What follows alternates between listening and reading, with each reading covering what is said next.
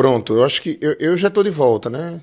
Penso que as conexões estão já bem estabelecidas aqui. Todos conseguem me ouvir bem, estão me vendo bem também.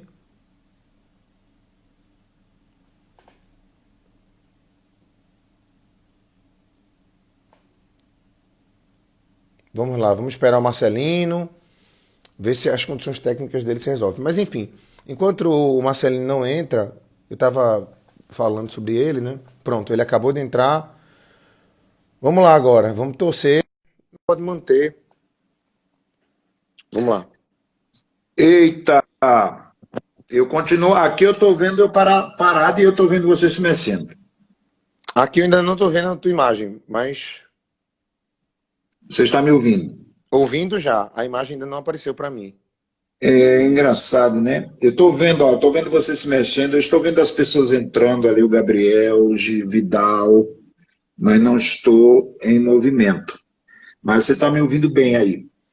Tô te ouvindo bem, mas dessa vez, o teu rosto ainda nem Você quer que apareceu. eu tente mais uma vez? Eu vou desligar Mas não, o. mas eu acho, faz assim, eu acho que não precisa desligar o celular. Basta, fecha o Instagram e abre o Instagram novo. Talvez a gente consiga, né? Fechar o Instagram, fechar mesmo de sumir da tua página e entrar de novo. É É melhor, isso. né? Vamos tentar mais uma Tá bom, vez. vamos ver. Senão a gente vai. Engraçado, Portugal tem isso comigo. Mas a gente pode fazer o áudio, qualquer coisa. Não é não, Fox? Marcelino ele falando já é fantástico. Pronto. Enfim, estávamos aqui falando sobre o Marcelino, ele vai voltar aí, vocês só em ouvir o Marcelino, a sensação é fantástica. Vamos, a gente faz somente o áudio, tranquilo. Vamos ver se ele consegue conectar.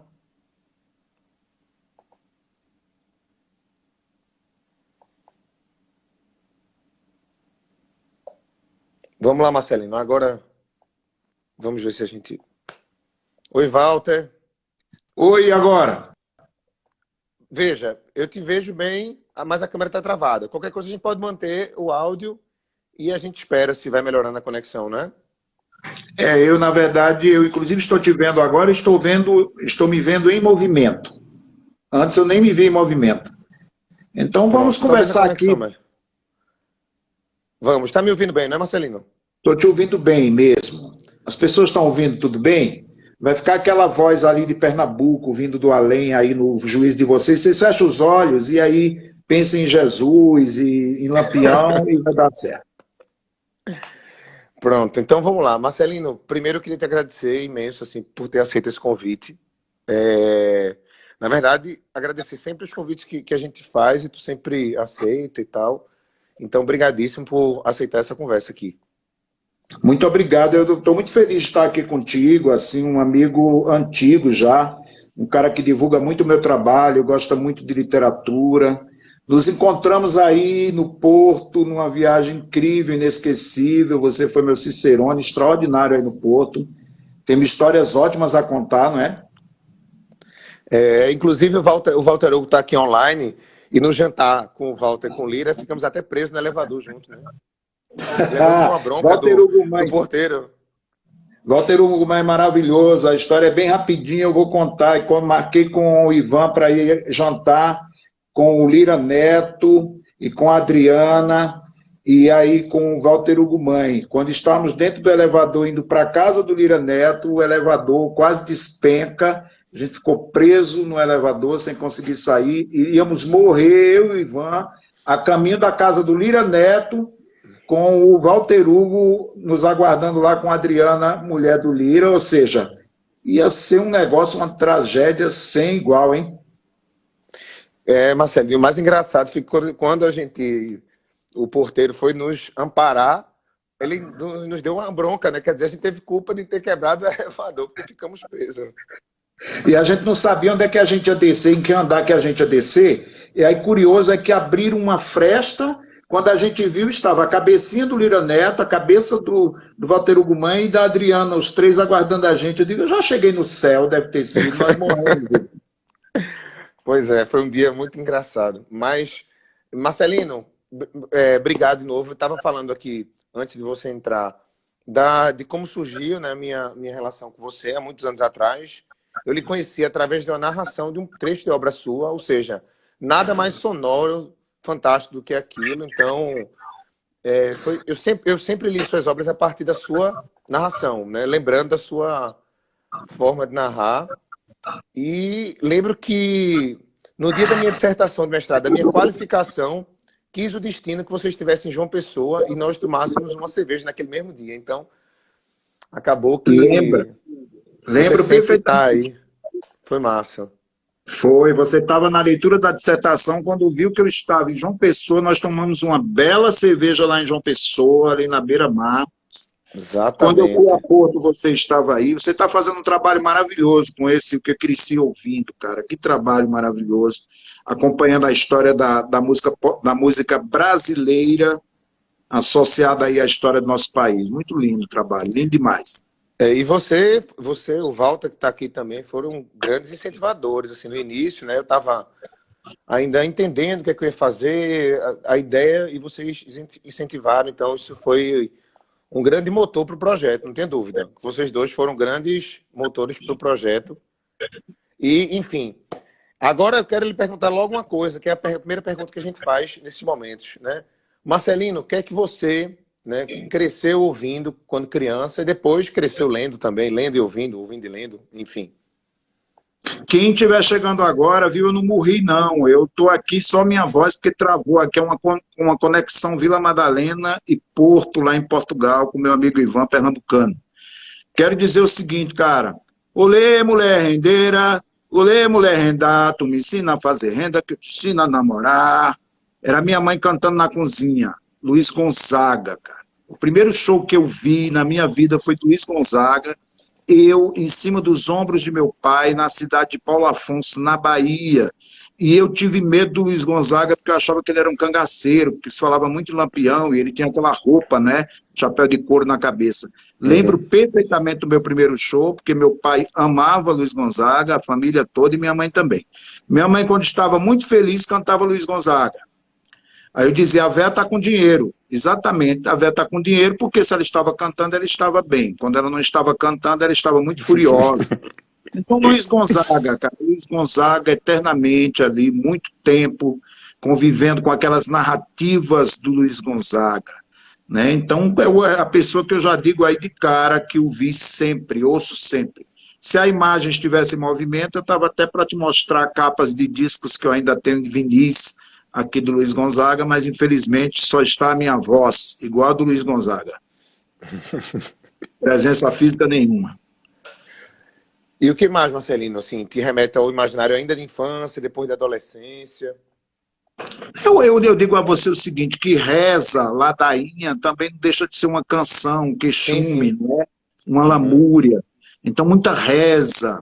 Ave Maria, cheia de graça, ora convosco, bendito sois vós da mulher, do fruto de vosso Jesus, Maria, mãe de Deus, aquela ladainha, aquela lamúria, 6 horas da tarde, né? 6 horas da tarde é o horário, Isso. 6 horas da tarde é Do o horário Ângelus, em que... né? Cara. E outra, olhe só a presença do Luiz Gonzaga. Luiz Gonzaga, 6 horas da tarde, com a Ave Maria Sertaneja, que até hoje no Nordeste toca, né? A Ave Uhum. Maria cantada pelo Luiz Gonzaga. Então, assim que acabava o Luiz Gonzaga, era a canção das lamúrias ali, dos terços, né? E eu ali com medo, até hoje eu tenho medo desse horário, 6 horas da tarde. Porque 6 horas da tarde é o horário em que nascem os suicidas, né? É um horário ali que as trevas estão chegando ali, as pessoas rezam para afastar os demônios. Então, essa ladainha me influenciou muito, esses queixumes. Aí vem Roberto Carlos na veia também. Roberto Carlos era mais no domingo, quando você está do seu lado romântico. Dia das Mães canta Roberto Carlos. A disputa na rua para ver quem é que comprava primeiro o livro quem é que comprava primeiro o disco do Roberto Carlos. Então o vizinho colocava bem alto para dizer, ó, eu já corri ali no supermercado, já corri ali na loja de disco e comprei primeiro do que vocês. Então todo ano era Roberto Carlos na veia. Aí depois, evidentemente, eu vou descobrindo Belchior, vou ficando um adolescente rebelde. Belchior, cara, me deseducou. que as pessoas educam a gente tudo para a coisinha certa, aí ele vem e diz, não é isso aqui não, cara. As pessoas estão passando fome, a realidade é essa, a rebeldia é essa, e aí Belchior não tem como, e toda aquela geração, Alceu Valença, aí você vem para Geraldo Azevedo, Elba Ramalho, é muita gente, cara, é muita gente que vai nos formando, nos deformando. Ô, Marcelinho, e essas lives na hora do almoço? O título Hora do Almoço é uma canção, inclusive, do próprio Belchior, né? Do próprio Belchior, inclusive é uma referência direta ao Na Hora do Almoço dele. Aquele pai na cabeceira, a É, mãe, pois. menino, vem, vem que é a hora do almoço. Aliás, o sertão, meus pais, meus tios, todo mundo fala cantado, né? É, Menino, é hora do almoço, vem, trepéia, é meu filho vai verdade. comer, menino, ô menino. E tudo isso é cantoria, tudo isso é levado no vento, né? Essa fala todos os meus personagens têm. Minha mãe falava cantado o tempo inteiro. Minha mãe toda vez me deu todas as frases do que eu escrevo, frases musicadas, sonorizadas, né? Toda vez que ela dormia, ela colocava a gente para dormir, ela dizia: amanhã não amanheço viva. Cara, amanhã não amanheço viva. É Isso não é verdade, morte. Marcelinho. Então, entende? Tudo era música, tudo é música. Eu escrevo pensando em música. Já era uma pergunta que eu ia fazer. Na verdade, você falou agora, eu lembrei muito da minha avó. Minha avó é de Garanhuns, né? E a minha avó, eu conheci o meu bisavô, ainda convivi 10 anos com ele. Tanto ele como ela, de Garanhuns, os dois, falam exatamente assim. Até hoje a minha avó é muito isso. Ela fala meio que, né, cantando mesmo, assim. Amanhã eu não acordo viva, né? Quer dizer, É, eu devia estar morto, não sei porque eu tô aqui, mas menino, quer dizer. E é isso, isso e, mesmo. e isso me recorda, e aí eu tinha até tomado nota aqui da minha infância, talvez a minha própria avó, eu não lembro bem, mas alguém da casa dela, né, não sei, lembro se ela é meu bisavô, mas assim, o som que eu tenho da poesia, por exemplo, a poesia para mim ela é mais sonora do que propriamente seca. Ouvindo o Ascenso Ferreira, né, tipo o Trem de Alagoas, né, agora sim, Café com Sim. Pão, quer dizer, aquele é muito som, né, de som de tudo, né.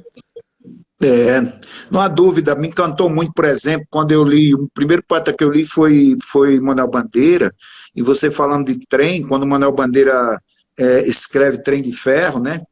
Que é café com pão, café com pão, café Ah, com então é pão, que dele, foi isso. tá, eu pensei que era Não, do mas, Ascenso Ferreira. não, mas vários poetas fizeram trens, né? Seus próprios trens. Então é possível que o Ascenso Ferreira tenha feito também café com pão, café com pão, café com pão, que foi isso, maquinista, Botafogo na fornalha, que eu preciso muita força, muita força, muita Isso, isso, força. isso. Eu ficava encantado com aquilo, Isso é cara. fantástico, né? A palavra então caminha, a palavra pode fazer essas sonoridades, esses trilhos aí. Mas só que como eu fui fazer teatro muito jovem também, foi no teatro que eu tive notícias de um poeta chamado Solano Trindade. Solano Uhum. Trindade é da mesma geração do Manuel Bandeira e é uma sacanagem muito grande que quando a gente estudasse o Manuel Bandeira na escola, teria que imediatamente estudar o Solano Trindade, porque o Solano Trindade na época disse: Bandeira, o seu trem está muito privilegiado, que ainda tem café com pão, café com pão, café com pão, café com pão. Aí o Solano Trindade, que é um poeta negro, um poeta importantíssimo, inclusive para a história do teatro brasileiro, a gente não conhece o Solano, possivelmente porque ele é negro, possivelmente Claro. porque a história da literatura escanteia todas essas grandes figuras. Aí só como ele era um homem de teatro, eu tive contato com a obra dele no teatro. Aí no teatro eu descubro o trem que o Solano Trindade fez. O trem dele tem gente com fome, tem gente com fome, tem gente com fome, tem gente com fome, se tem gente com fome, dá de comer, se tem gente com fome, dá de comer, se tem gente com fome, dá de Que comer. O Ney Mato Grosso gravou isso, né? Meio Mato Grosso gravou, que é do Solano Trindade, musicado. Fantástica, né? Lindíssima, né? Então, ó, veja bem, não é uma grande sacanagem? Se a gente fosse ali, café com pão, café com pão, café com pão, aqui o Solano Trindade, contemporâneo do contemporâneo e conterrâneo do Manuel Bandeira, diz que não é não. Tem gente com fome, tem gente com fome, tem gente com fome, tem gente com fome, dá de comer, tem gente com fome, dá de comer, tem gente com fome, dá de comer. Isso é música pura, né? Exatamente, Marcelino. É, Não e é? é isso, né? O próprio. Eu lembro que o Drummond escreveu Agora José, né? E depois o Paulo Diniz musicou o Agora José. Quer dizer, Clássico. e é um poema musicado fantástico, né? É, toda a aflição do início do poema, por exemplo, está na voz do Paulo Diniz, né? Que já tem uma voz muito imponente nesse sentido, né? Agora, ó, tem que lembrar que nessas minhas descobertas aí, a gente evidentemente vai desembocar no Caetano, desembocar no Gil, desembocar no Sim. João Gilberto, desembocar nos latinos. Eu fui primeiro a descobrir os latinos ali, sabe? Mercedes Sosa, Pablo Milanês. Agora, uma coisa que eu ia te falar é que eu via muito, adolescente, um disco do Drummond. O Drummond gravou um disco, são 2 LPs, que se a imagem não estivesse parada, e quero dizer que quem chegou aí, eu estou vivo, a minha voz não vem do além, a minha voz está aí em alguma travessia além-mar. O Drummond, cara, eu estou com o vinil aqui na minha mão, Carlos Drummond de Andrade, Antologia Poética. Eu via isso aqui e minha mãe dizia, meu filho, tira esse homem, o que é que ele está resmungando tanto aí? Remoendo, que coisa, isso nem música é, esse velho falando aí. Era o Drummond falando os próprios poemas dele, como isso me deixava feliz e ao mesmo tempo melancólico. Pois é, eu conheci o Drummond através do Paulo Diniz. Veja também o que as gerações também, como a gente pode chegar a um poeta, né? Que existem vários caminhos também para chegar a um poeta, e às vezes a música é um caminho desse também, né? Cecília Meirelles mesmo foi revelada para mim por causa do Belchior, não é? Sim, sim. Naquela, ainda sou moço para tanta tristeza, deixemos de coisa e cuidemos da vida, porque senão vem a morte ou coisa parecida e nos arrasta a moça sem ter visto a vida. O próprio Raimundo Fagner, né, que tem canteiros, né? Isso. Canteiros. Raimundo Fagner, canteiros. Ferreira Goulart foi muito musicado também. Patativa do Assaré com Luiz Gonzaga, Triste Partida, é uma coisa fantástica. Uma das letras, eu dizia, que letra imensa, né? E ele faz quase recitando, né? Dizendo aquela letra da Triste Partida. Patativa do Assaré, cara. O Meu Boi Fubá também, do Patativa do Assaré, gravado pelo Fagner. A poesia está o tempo inteiro aí presente nesses grandes discos aí, né? O É, próprio Caetano fazendo Mayakovsky, Caetano fazendo Leminski, Caetano fazendo essas pontes aí, com Bethânia recitando Clarice Lispector, não é? Marcelinho, eu tô te vendo, ficou meio ruim o teu áudio Pô, agora, agora. peraí, mas vai dizendo, eu estou te ouvindo. Pronto, sim. Mas, por exemplo, eu fiz um tempo uma pesquisa para o Moraes Moreira, e é engraçado que eu conheci o Leminski através do Moraes. Moraes e Leminski têm muitas músicas juntos, né? Inclusive, Moraes ele é padrinho da filha do Paulo Leminski, a Estrela Leminski. E aí eles têm muitas coisas juntas. Inclusive aquela canção Promessas Demais, né? Que é uma música que o Ney Matogrosso gravou. É do Leminski. Moraes fez a música. Então eles têm muitas parcerias. Então eu cheguei do Leminski através do Moraes também. Então, às vezes, esse processo também é muito bacana dessa parceria, né? O Antônio Cícero também, né? Que fez muita Nossa, coisa. Antônio Cícero, você está me ouvindo bem Melhorou, agora? melhorou, melhorou. Tá me ouvindo bem? Tá me ouvindo bem? Olha, o Antônio Cícero é outro incrível, cara. O trabalho dele como letrista para as músicas da irmã, Marina Uhum. Lima. Ele fez um disco, inclusive, aí eu já estava morando em São Paulo, quando o Antônio Cícero e o Ali Salomão fizeram um LP inteiro do João Bosco. Inteiro do João Bosco. Aliás, o João Bosco, que também usou a poesia do Mayakovsky em uma das canções dele, Corsário, né? Ou Uhum. seja, é muita história aí, cara. A É, poesia está sempre entremeada aí. O benefício que a Maria Bethânia fez para muitos poetas brasileiros, levando a poesia deles ali para os CDs dela, né? Para os trabalhos dela, Clarice Lispector, né? A Hora da Estrela de Cinema, é uma canção verdade. do Caetano, é muita gente. Marcelino, outra coisa que eu ia te perguntar era o seguinte: eu já eu quero falar dos livros todos e tal, mas assim, já que a gente está falando diretamente disso, existe várias obras suas que são ligadas à música de formas diferentes. Por exemplo, existe as suas obras que foram transplantadas para o teatro, e o teatro tem uma sonoridade muito própria, seja da expressão corporal, mas a trilha sonora também. Por exemplo, a canção do Juliano Holanda para Nossos Ossos, né? Morrer em Pernambuco. Coisa linda demais que ele fez. Que coisa linda. Que grande compositor Juliano Holanda, cara. Não Cantor, é? compositor e músico. Eu também sou um apaixonado pelo Juliano. E também, né, o Recife, que virou disco do Amaro Freitas.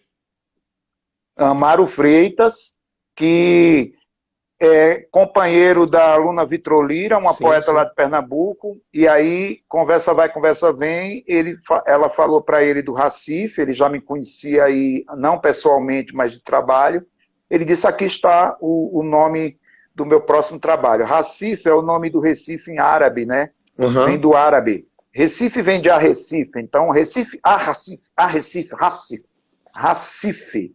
E aí é o nome do último trabalho, do mais recente trabalho do Amaro Freitas, que é um clássico, né? Que Já grande nasceu músico, né? clássico, né? É.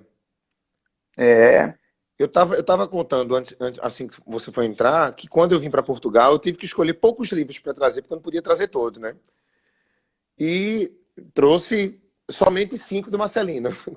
Entre os poucos que eu trouxe, vieram Eita! 5, né? E eu tava hoje dizendo a Laura, minha esposa, assim, que, pô, eu trouxe todos os autores, eu trouxe um livro. O Marcelino eu trouxe 5. E eu lembrei da história do Recife, para as pessoas que estão nos assistindo. Marcelino, talvez a gente já tenha contado essa história a uns 50 pessoas, mas eu sou um fã do Recife, né? E uma vez, quando eu estava lá em João Pessoa, uma livraria estava fechando, o Recife já era um livro esgotado, e aí eles fizeram uma promoção com praticamente todos os livros. Tem vários exemplares do Recife, talvez uns 10 ou 20. E eu fiz questão de comprar todos, né? Tipo, comprei todos e saí distribuindo para vários amigos pelo país, do Rio Grande do Inclusive Sul a seus Roraima. seus alunos e Isso, alunas, você dava de presente para eles. isso, foram excelentes presentes. Até hoje todos são super fãs da sua obra, o Recife e tal. Mas não é o meu livro favorito. Olha que engraçado, né? Você deu de presente, mas não é aquele que você gosta mais. O que eu mais gosto é esse aqui. Contos Negreiros, de 2005. Contos Negreiros, cara, que também muitos dos textos dele viraram canções ou pessoas recitando em discos. O Pari Iemanjá, que começa o livro Recife, o Pari Iemanjá foi musicado pelo Fábio Trumer, no mais recente disco da banda Ed. Ed, Uhum. que eu tenho o maior orgulho, imagina, o Fábio Trumer, da geração Mangue Beat, colocou música nesse texto. E como é que foi, falando assim, do Contos Negreiros, gravar, né? Eu sei que você já tem audiobook, inclusive uma coisa que eu acho fantástica, principalmente no seu caso, o Angu de Sangue, enfim, o Contos Negreiros, mas gravar Trabalhadores do Brasil para o CD do Emicida, né? Que é um cantor que tem muito a ver com esse universo, exatamente esse universo que você canta no Contos Negreiros. Como é que foi o contato, como é que foi a concepção do disco, enfim, e a implementação nesse disco. Imagine o meu orgulho ser um interlocutor nesse exato instante, no exato momento em que estamos vivendo, ser interlocutor da grandeza, ter uma interlocução com este grande Emicida, ou seja, com todo um trabalho que ele traz já há bastante tempo. Eu conheci o Emicida em começo de carreira, por causa da Fabiana Cosa que nos apresentou. Ele participou das primeiras baladas literárias, que é um evento que eu criei e organizo em São Paulo desde 2006. Ele Uhum. ainda não era tão conhecido, não era nacionalmente conhecido, mas todo mundo já sabia do talento e da grandeza daquele jovem da periferia de São Paulo. Participou das primeiras baladas e seguimos em contato, leu os meus livros, conversávamos sobre, até um momento em que Emicida se torna nacionalmente conhecido, né? A amizade continua, e um dia ele me liga dizendo, eu quero que você faça, porque ele já tinha me ouvido várias vezes fazer, eu quero que você faça o Trabalhadores do Brasil em uma das faixas do meu disco.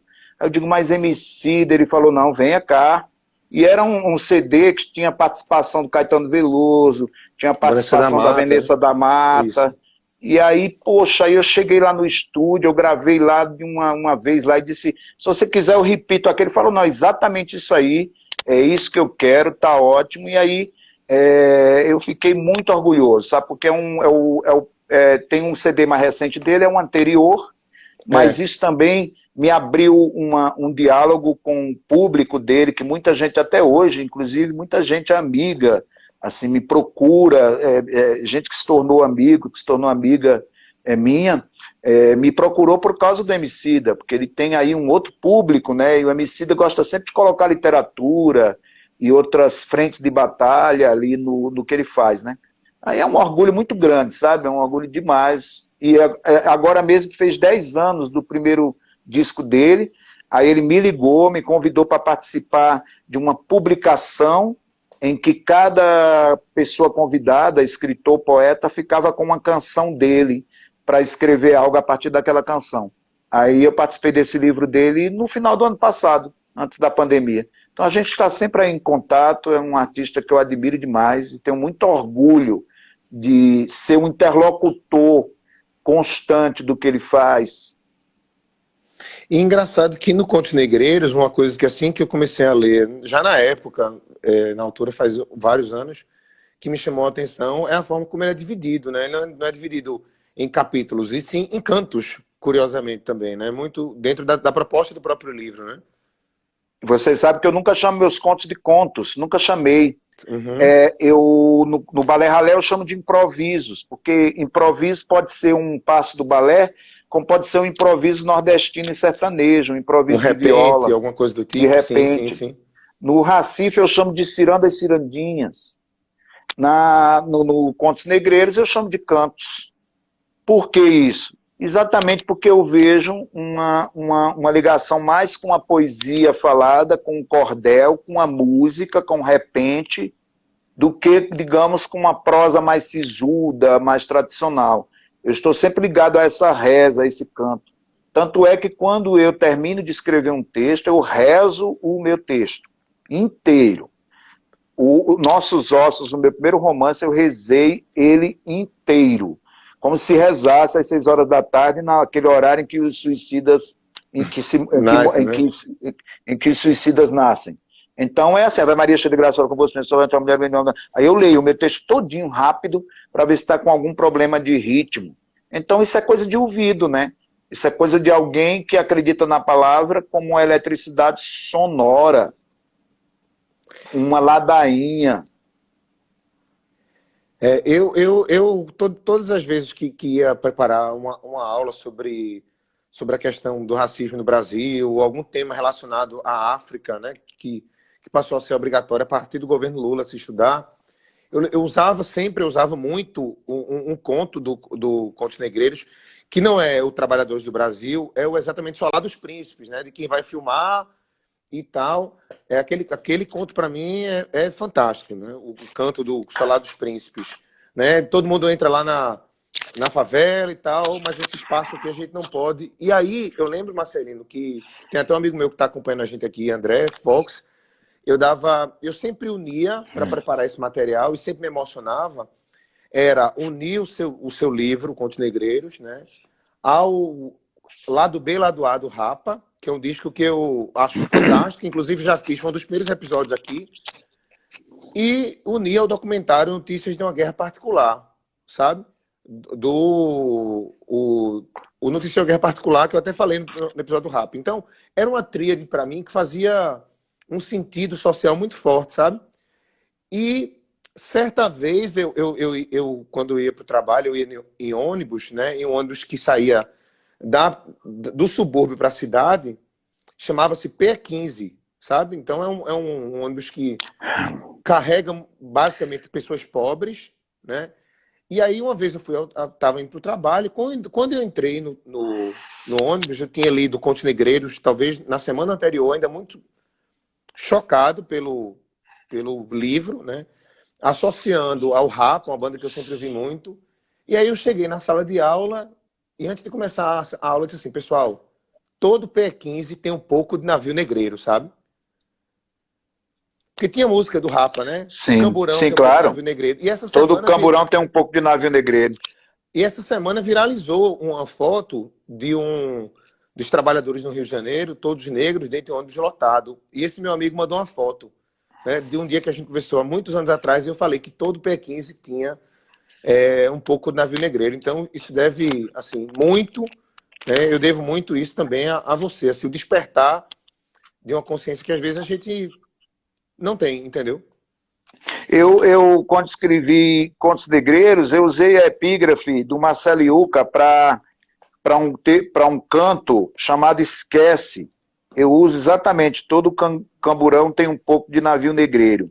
E nesse conto que você citou, Solar dos Príncipes, ele surgiu quando eu estava assistindo a um documentário chamado Babilônia 2000, um documentário dirigido pelo Eduardo Coutinho, e ele falava da passagem do ano 2000, a passagem de Ano Novo, em uma comunidade chamada Babilônia, lá no Rio de Janeiro, uma favela.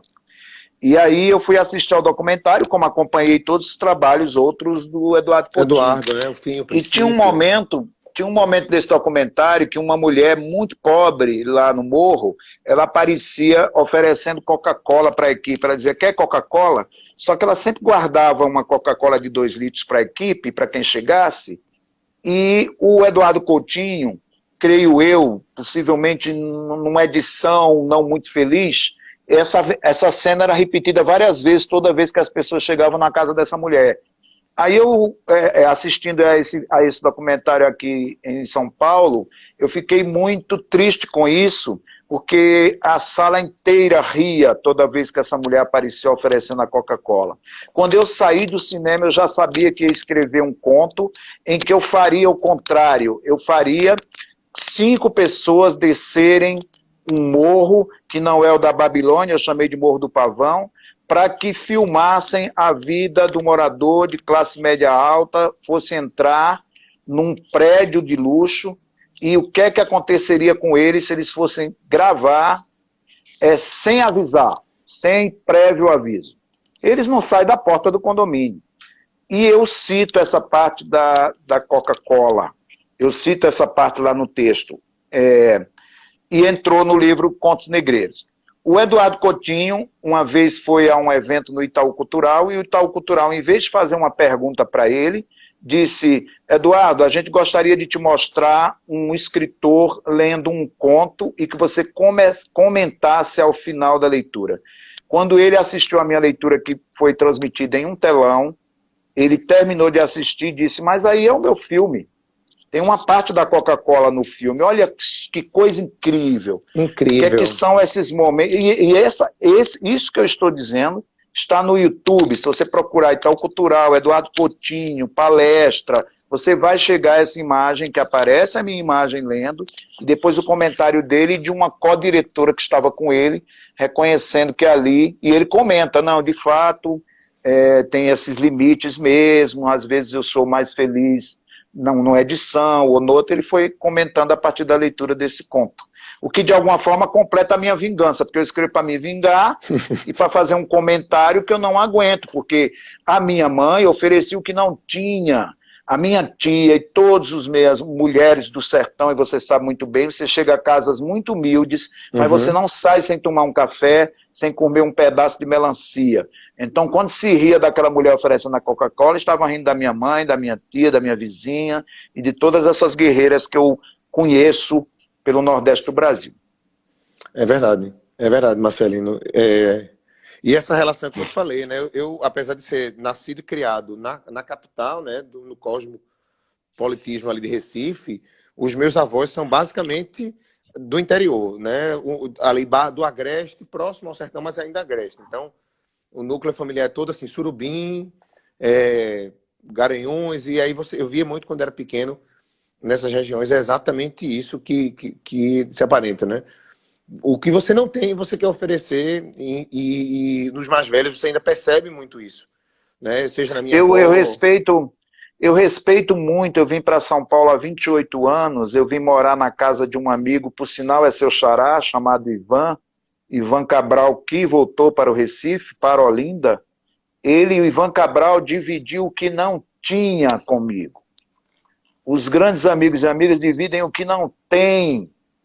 O que você tem é muito fácil dividir, mas o que não tem, para poucos, cara. Então, quando essa mulher estava oferecendo o que não tinha, Porque tinha coração ali dentro da Coca-Cola, que coração nenhum tem. Coca-Cola não tem coração, mas a mulher É tinha. verdade. Ó, quem estiver chegando agora, eu gosto de fazer isso assim, que a pessoa chega e diz, o que é que tá acontecendo aí nessa porra? É uma fala do além, porque a minha imagem ficou congelada. Eu estou vivo. Aqui quem está falando é João Cabral do Melo Neto. Marcelinho, quer tentar... Veja, você quer tentar voltar na câmera? Tipo, sair e entrar? Eu fico aqui. A Vamos. live não cai, não. Quer tentar mais uma Vai, vez, pela última? vamos tentar pela última vez num outro. Vou tentar agora no sinal da minha internet aqui, porque não estava dando aqui. Eu fui pelo 4G, vamos ver aqui. Para ver se pelo Pronto. menos aparece aí o meu cabeção até o final do nosso contato. Se Pronto, não eu vou ficar aparecer, a gente aqui. continua por aqui. Fique aí, Pronto. dando notícias. Tá bem, tá bem, tá bem. Alberon, olá. Oi, Ramon. Pessoal, foi mal que às vezes eu tô tão empolgado com o orgulho de ser nordestino também, Quinho. Gilberto, obrigado a todos aí pela participação. Marcelinho tá voltando já. Vamos ver se ele agora consegue. Pois é, Gilberto, estamos ouvindo rádio, né? O que não deixa de ser também algo muito bacana, principalmente com a voz fantástica como essa, né? Eu ouviria a minha vida inteira o Marcelino declamar e andar com ele na rua. Eu tive essa felicidade de a gente fazer ações cotidianas aqui no Porto, numa ponte, num café e tal. É realmente muito divertido, assim, muito envolvente, sabe? Ouvir ele falar do dia a dia é algo fascinante. Então, é mesmo que tá vendo o Marcelino escrever, ele é essa pessoa, tanto pessoalmente como nos livros. Cadê ele? Será que ele já voltou? Ainda não. Mas já deve estar vindo. Tá bom demais. Marcelino é uma figura incrível. Como eu falei, sempre que me pedem um autor brasileiro, é minha referência. É minha referência. Hoje, falar do Contos Negreiros, né? Sempre pergunto por onde começar. Agora, Marcelino, vamos lá. Vamos torcer agora.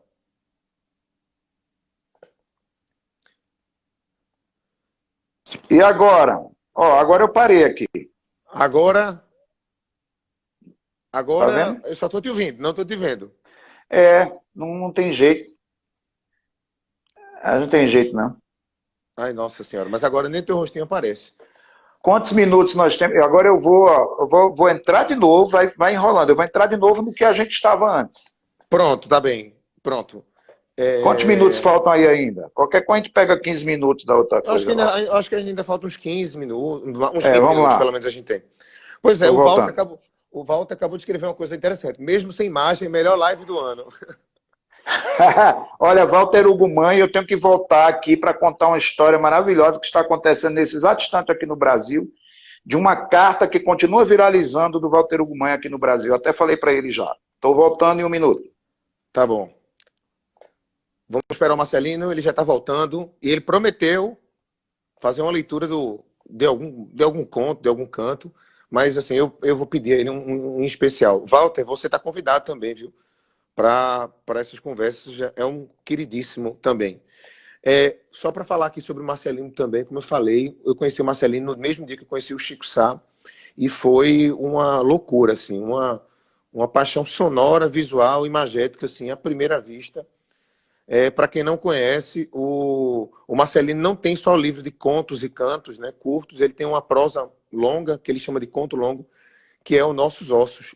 Inclusive, ele me presenteou a edição francesa, que chama-se Nossos Ossos. Inclusive, com um carimbo muito especial que o Marcelino mandou fazer, só de caveiras, né? Então, e para quem gosta do livro Nossos Ossos, vale a pena também ouvir a versão feita pelo Juliano Holanda, Morrer em Pernambuco, uma música lindíssima, feita para a peça do Nossos Ossos. O Juliano teve um papo com a gente.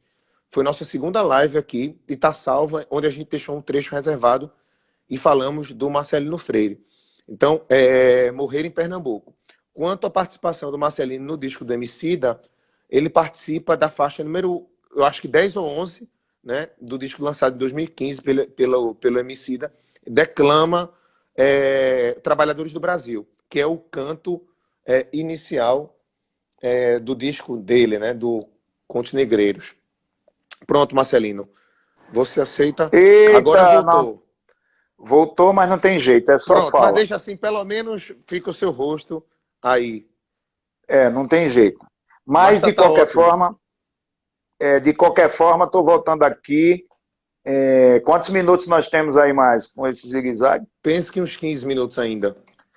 Eita, eu quero dizer que eu estava ouvindo aí, muito obrigado aí você falando da nossa trajetória, você também é um grande leitor, uma grande figura mesmo, um amigo querido, que eu tenho muita saudade, e parabéns pelo trabalho que você está fazendo. Estou aqui repetindo isso aí, e repetindo que estou aqui só uma voz aqui, mas eu estou vivo, viu? Não é truque não do Tancredo Neves, não. Tancredo Neves, quando morreram, que fizeram um truque lá e tal, eu estou vivo, estou falando aqui da minha casa, tá tudo tranquilo. Conte aí mais. Marcelino, uma coisa interessante. A semana passada, o nosso entrevistado aqui foi Otto, né? E aí, mais uma vez, fazendo essa ponta entre a música e a literatura, talvez o disco mais famoso de Otto e a música que mais fez sucesso dele, assim, dimensão mais que nacional, mas mundial, foi o Certa Manhã Acordei Sonhos Intranquilos, que é uma referência direta ao Kafka, né? Quer dizer, há sempre um lado que pesa e outro lado que flutua. E eu, particularmente, eu já tinha o Kafka em casa e tal, mas fui também, mais uma vez, levado à literatura pela música, como a música também me leva à literatura. Por exemplo, o próprio Manuel de Barros teve um poema, um livro, disco musicado, Crianceira, né? Ah. Então, eu lembrei, hoje estava projetando aqui o nosso roteiro, vou dizer o Marcelino, que também tem essa ligação recente, é um pernambucano também, que aí tem essa ligação com Kafka. Mas, ainda sobre a sua obra, eu queria te perguntar o seguinte: se você tem uma referência direta, por exemplo, para um livro, se por exemplo, está ouvindo alguma coisa, não só a literatura, porque muitos compositores, quando compõem discos, estão ouvindo alguma coisa e a sonoridade acaba meio que aparecendo naquilo. Eu queria saber se em alguma obra específica tem algum disco, algum compositor, alguma sonoridade que te influenciou diretamente para produzir aquele livro, né? Aquela série de cantos, de contos, de microcontos. Eu repito, eu acho que as rezas, as ladainhas, as queixas, os queixumes, as Sei. orações, os aperreios, aquela fala ritmada, aquela fala agoniada da minha mãe tragicômica, gritando, a maneira como se fecha os lábios, a maneira como se mobiliza aquela língua, aquela queixa, aquela raiva, aquele ódio.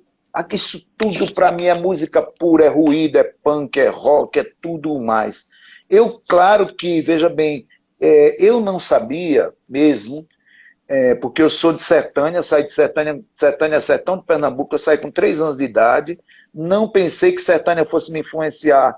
A cidade de Sertânia, o cordel, a poesia popular, tudo isso me influenciou pela fala dos meus irmãos, da minha mãe, e de um irmão que todo dia de manhã, isso já no Recife, eu morando no Recife com 8 anos de idade, 9 anos de idade, fiquei no Recife até os 24 anos, meu irmão, um dos mais velhos, colocava disco de cantador para tocar, e eram aquelas disputas de violeiros, aquelas disputas Sim. de motes, congressos internacionais, congressos nacionais de cantoria, e ele colocava aquilo, cara, e aquilo 6 horas da manhã,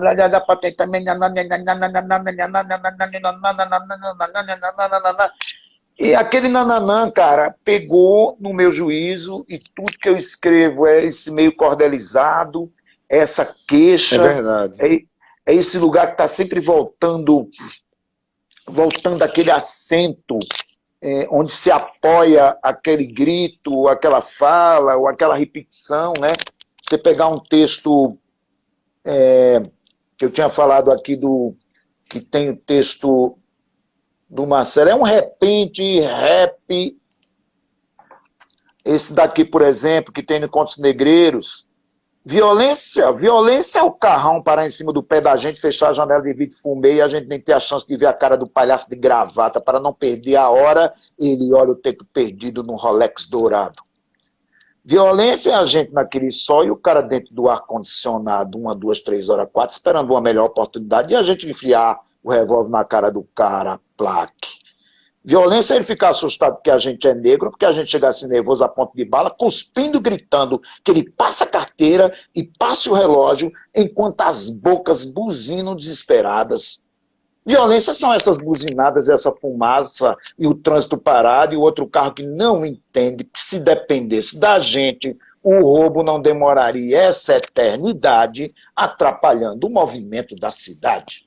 Ou seja, observe esses acentos, observe as queixas. Eu vejo minha mãe falando agora, besteira é essa pessoa aí vir falar para mim que eu tenho que fazer o que eu tenho que fazer, eu tenho que fazer o que eu tenho que fazer, eu não vou fazer o que eu tenho que fazer, não. Agora vem esse outro que eu não sei de onde é que ele vem.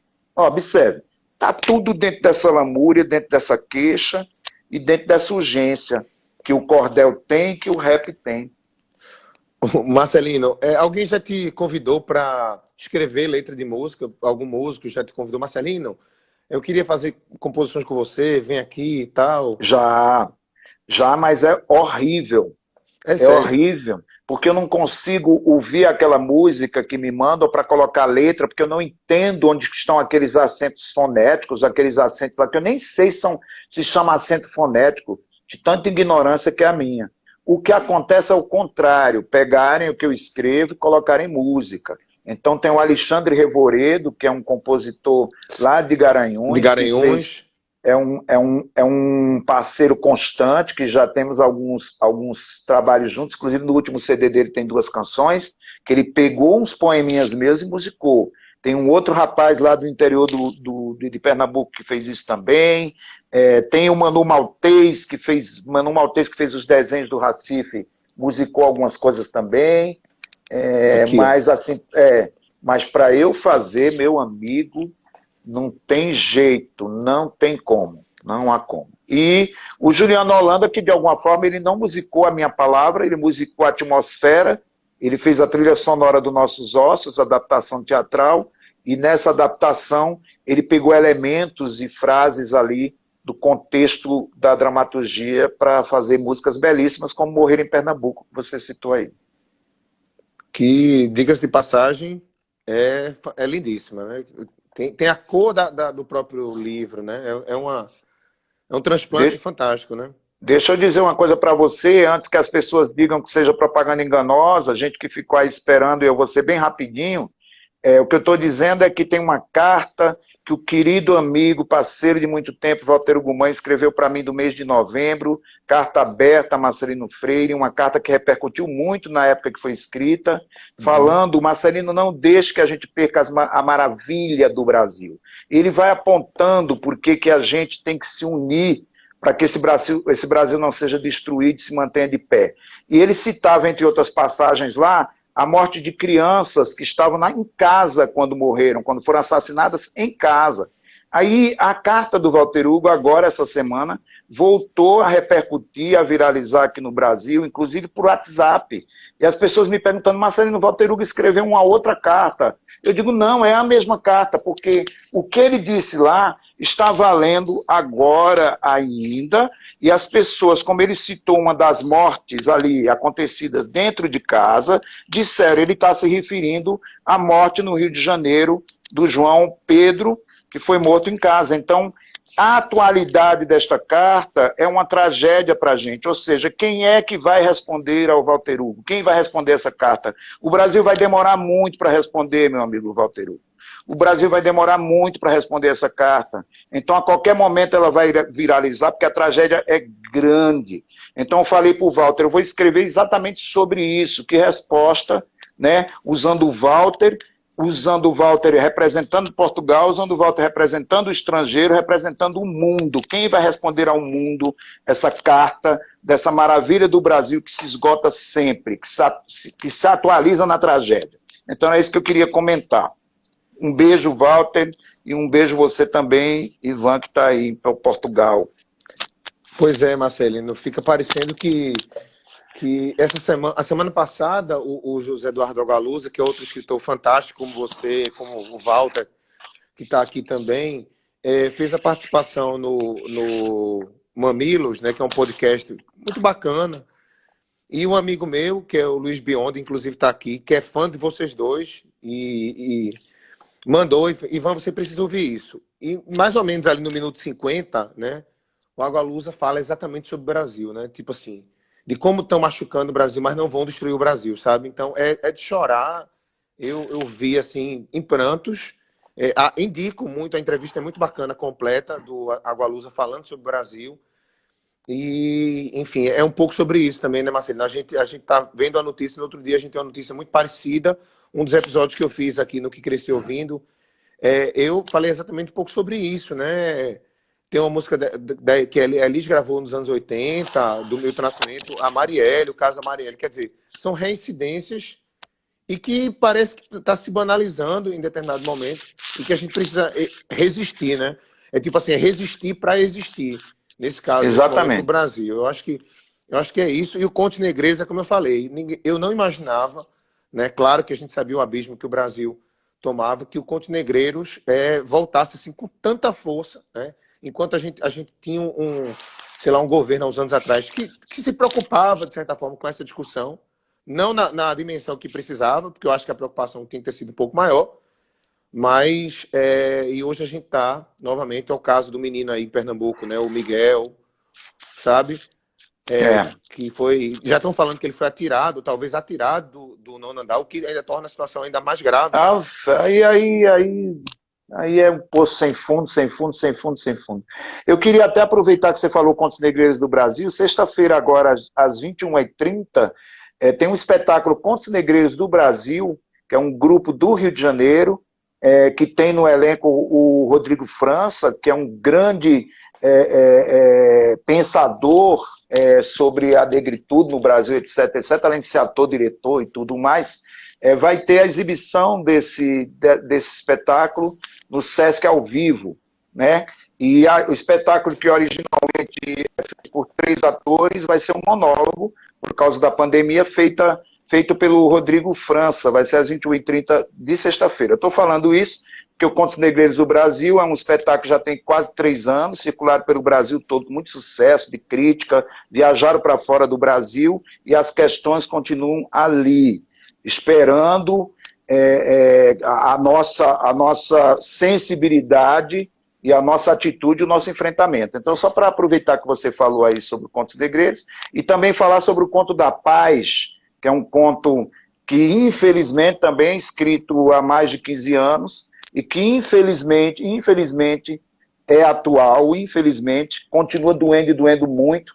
E a Naruna Costa, que interpreta esse texto há mais de 10 anos, uma atriz de Taboão da Serra, uma grande atriz brasileira, viraliza também, porque essas questões todas estão aí ainda, infelizmente.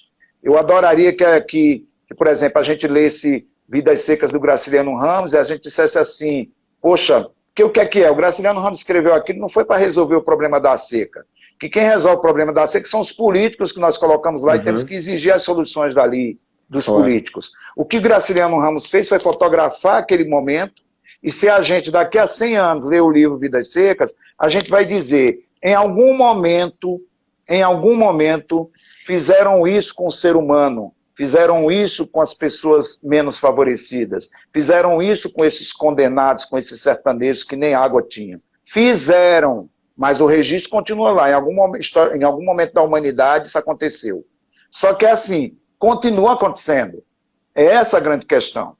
Então, o que a gente faz, que a carta do Walter, eu espero que em um momento as pessoas leiam a carta e digam assim, em algum momento este escritor escreveu para escritor em Portugal, escreveu para escritor no Brasil, registraram isso aqui aconteceu, essa tragédia grande estava acontecendo, mas não acontece mais. Quando que isso vai acontecer? Quando que essa carta vai ser lida sob essa ótica e perspectiva? Não sei, amigo. Não sei, porque está cada vez pior. Retrocedemos 40 anos, 50 anos, 60 anos ao tempo das cavernas. Retrocedemos. Estamos retrocedendo a humanidade toda. É verdade, Marcelino. E você falou agora, e unindo, o Ricardo falou aqui, livro excelente. Estou doido para ler Contos Negreiros. Que bom, Ricardo. É um livro muito bacana. E agora, falando nesse momento de dificuldade, eu lembrei agora, você, o Walter, o próprio Chico César, né, que tem sido assim. Eu acho o Chico César uma síntese muito bacana de força, de resistência, sabe? Mas também carregando a poesia, a literatura, claro, cara, como arte e tal. Esse último disco do Chico César, o último que já estava no calor né? O amor é um ato revolucionário, né? Fogo nos fascistas, fogo nos racistas. Fogo já, né? É isso. Fogo já. Isso, né? E você vê nos Estados Unidos o que acabou de acontecer. Por quê? Porque o Chico César não é de agora, cara, que ele tá, Está ali há muito tempo, Foi a opção, né, sentindo esses também. baques, né, no corpo, sentindo esses baques no corpo e na existência. Aí vai lá e coloca naquilo que faz. Foi um dos primeiros vídeos que eu optei em fazer, foi o Aos Vivos, né? Principalmente pelo conteúdo do próprio disco, de ter sido o primeiro disco dele, com Benazir, com Alma Não Tem Cor, com tanta coisa bonita, que inclusive vai sair em vinil agora, né? Ele até estava anunciando essa semana, uma edição especial de 25 anos, que vai sair em LP. Então, para quem gosta, é um disco muito essencial na cultura brasileira, né? Curiosamente, Marcelino, foi o ano, eu não sei se você, eu acho que você assistiu o vídeo que eu fiz, em que o bispo da Igreja Universal chutou a imagem da Nossa Senhora Aparecida, lembra disso? Foi muito Eu lembro polêmico, né? disso, você me mostrou na hora em que você apresentou esse disco do Chico Do César. Chico César, né? Então, quer dizer, você vê até a negritude dentro da religiosidade, a forma como ela sofre violência nesse aspecto, mesmo no universo católico, porque a gente já sabe que sofre no universo, por exemplo, do candomblé e da Umbanda, desde o início da República, ainda do Império, mas até no catolicismo, que era dita, né, a religião oficial